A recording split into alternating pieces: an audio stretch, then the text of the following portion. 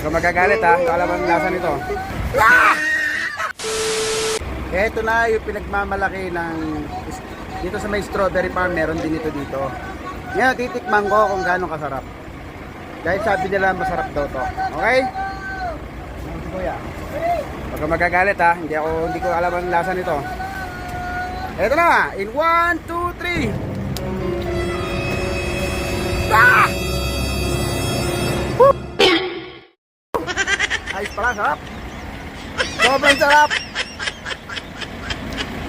Kakainin ko lang lahat. Sobrang sarap. Ako naman. Wow! Woo! Ayos. Dumas din na kayo.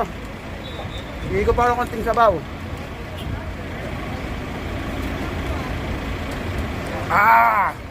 Ang sarap talaga. Napin nyo lang yung long hair dito sa strawberry farm. Ayan. Pag nakita nyo yun, yung welcome to ano na yun. Diba, katapat lang yan. Ayan. Ayun, uwi na kami.